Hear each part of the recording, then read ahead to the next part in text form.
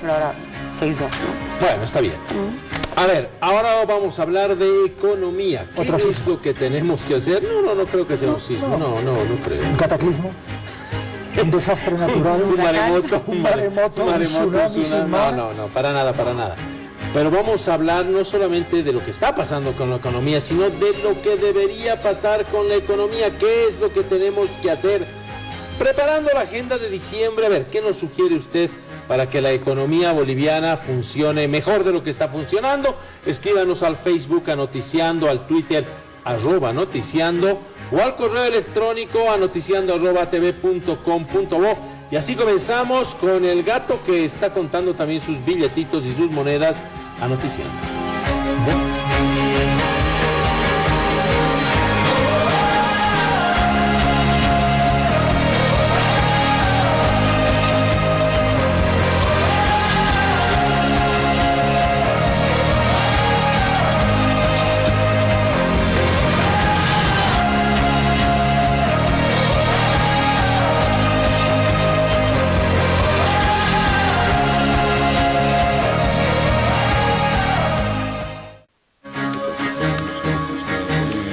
Vamos a hablar ahora de economía. Hemos invitado a Armando Méndez, expresidente del Banco Central de Bolivia, y a Gary Rodríguez del Instituto Boliviano de Comercio Exterior. Les damos las muy buenas noches. Bueno, la pregunta es, ¿qué es lo más urgente hoy en la economía boliviana? Y le trasladamos esta pregunta a Armando. Yo creo que lo más importante en la economía boliviana es un poco despolitizar 6 años. Todo ha sido político. Y es importante de empezar a generar expectativas más favorables, generar más certidumbres. Es importante de que el gobierno, después de 6 años que ha hecho muchas cosas, evalúe lo que ha hecho, enmiende errores y a partir de ahí genere una agenda que dé certidumbre a la actividad económica boliviana. Gary, dentro de esto, el tema de exportaciones es central. Clave porque el mercado interno boliviano es pequeño, relativamente bajo en el poder adquisitivo.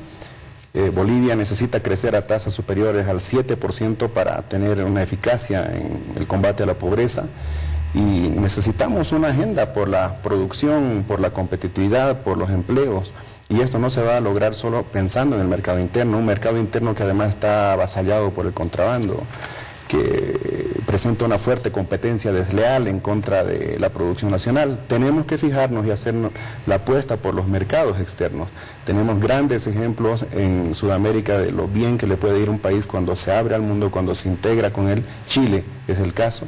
Chile ha pasado a ser miembro de ese reducido grupo de países ricos en la Organización para la Cooperación y el Desarrollo Económico, precisamente porque ha mejorado sus índices no solamente económicos sino sociales, integrándose al mundo, logrando tratados de libre comercio, acuerdos de asociación con los mercados más grandes, con los países más desarrollados, y ha demostrado que una pequeña economía, cuando se integra con grandes economías, la consecuencia es tecnología, capitales de inversión, ampliación de la base productiva, buenos empleos, mejora de los indicadores sociales, y con ello nos ha sacado 10 veces ventaja en lo que son a los índices económicos. Y además socios, buenos socios, sobre todo para Chile y Argentina, sin hablar de Brasil, que viene a ser el gigante macroeconómico de la región. Así es, y cabe mencionar que de Latinoamérica solamente México y Chile forman parte del OCDE en el momento actual, ni siquiera Brasil, y tampoco Argentina, que han estado creciendo a tasas muy altas. Lo cierto es que hay mitos y hay que romper mitos. Como bien decía el licenciado Méndez, es la hora de poner los pies sobre la tierra, de sincerarnos frente al mundo, de ver que Bolivia no es el ombligo del mundo, que hay muchas opciones para desarrollarnos, principalmente para atender esas grandes necesidades de la gente de a pie, que lo que quiere es un empleo digno, un empleo estable, un empleo de calidad que le permita no solamente transcurrir el corto plazo, sino también ver el mediano y el largo plazo, porque no podemos vivir al día como se está haciendo hoy día. Y que es un complemento a esta intención de que Bolivia vea afuera el mercado externo. No solamente hay que ver Chile, hay que ver la China. La China, país continente, país que tiene un mercado interno enorme. vio el mundo externo y a partir de ver el mundo externo ha tenido este desarrollo impresionante en las últimas 3 décadas.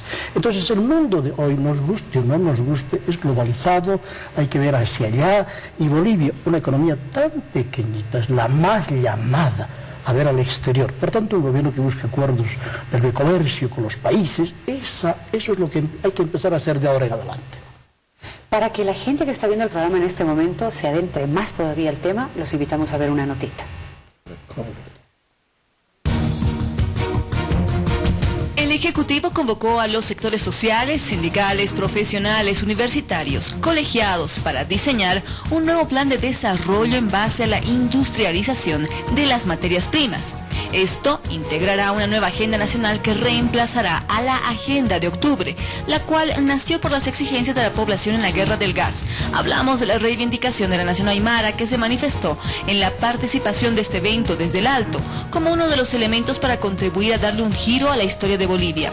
A 8 años del hecho, el actual gobierno confirmó en octubre que se cerró ese capítulo y se alista para diseñar el nuevo plan de desarrollo nacional dentro del programa del Vivir Bien, que significa achicar las profundas diferencias económicas, empequeñecer esas asimetrías, respetando así la propiedad privada.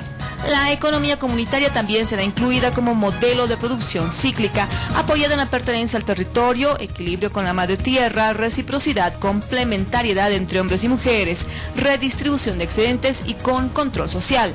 Con estas bases oficiales puestas en mesa, sectores como los del Pacto de Unidad piden un programa de reactivación económica y productiva de microempresarios, y la empresa privada aún no entregó su propuesta. Sin embargo, y tras la derogación del decreto 21060, que acababa la llamada por el oficialismo dictadura del libre mercado, muchos bemoles existen en la economía actual. A pesar de anunciarse una economía plural y ahora una comunitaria, existe la economía del libre mercado, la amplitud de la propiedad privada, donde las exigencias son contar con más empleos, mejores salarios, más bienes y servicios por la actual sociedad. Es cierto que los niveles de exportación crecieron en esta gestión, pero también lo hicieron las importaciones, con un Estado que asegura regula el abastecimiento interno y en momentos restringe exportaciones, como el caso del azúcar y la carne, y en otros momentos subvenciona servicios. Pero un tema más delicado al bolsillo ciudadano es sin duda el de la subvención a los carburantes, que ya tan solo su anuncio de análisis trae como respuesta la inquietud de sectores sociales. Surge la pregunta: ¿cómo fusionar la economía que se conoce con la que se incluye en el actual Estado? La economía plural en la que sobresale la empresa privada, la economía comunitaria, la microempresa, el trabajo artesanal y el cooperativo. Miroslava Fernández, Edwin Mariscal, Noticiando.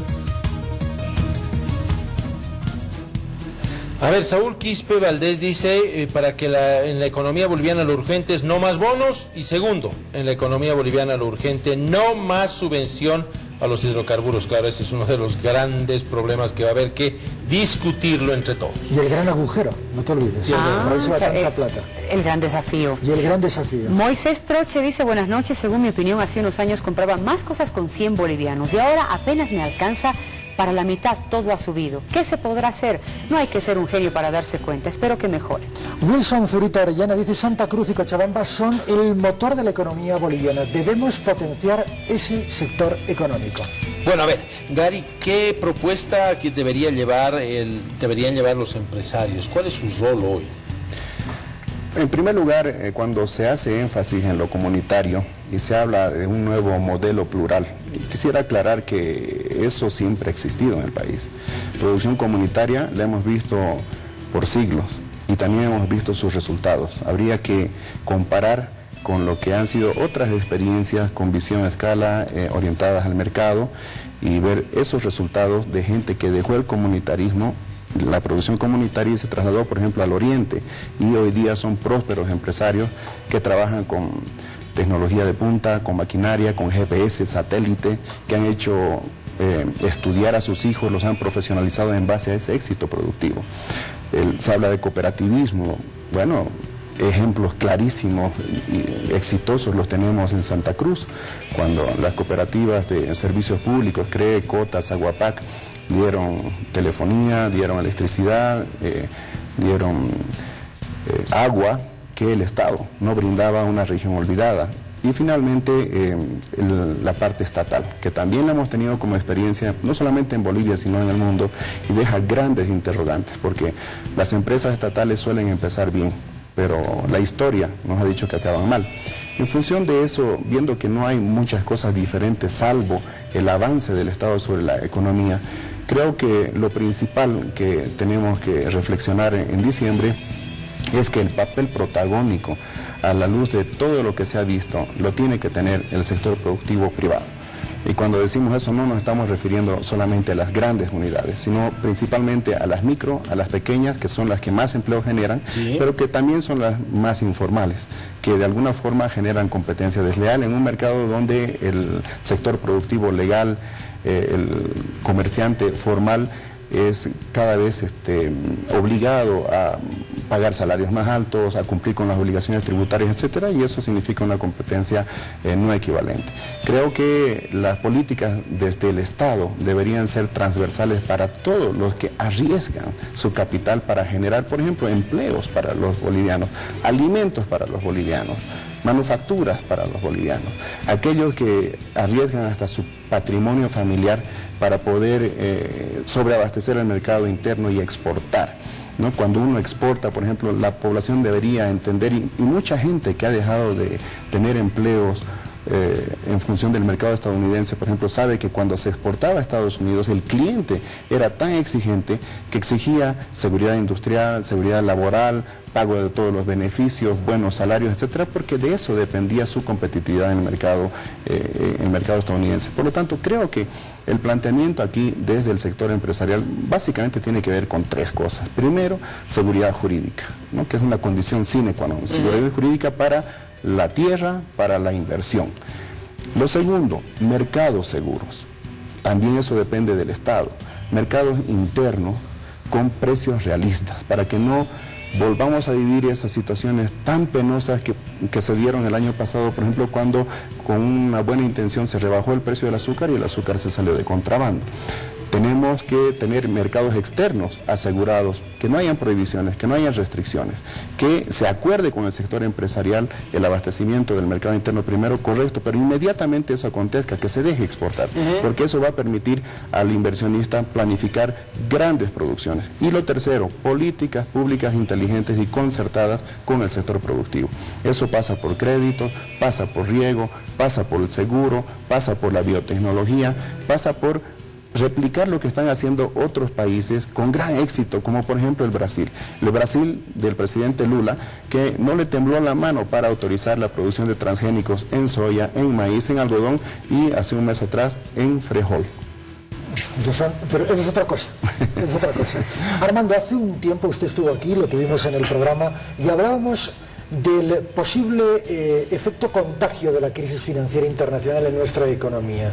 ¿Cuán seguro es el blindaje del que habla el gobierno en estos momentos? Yo creo que en estos momentos no es un problema para Bolivia la crisis financiera que se podría desarrollar en el mundo y ni siquiera para América Latina. Hoy en el mundo América Latina está jugando un buen papel y no es un problema fundamental para Bolivia.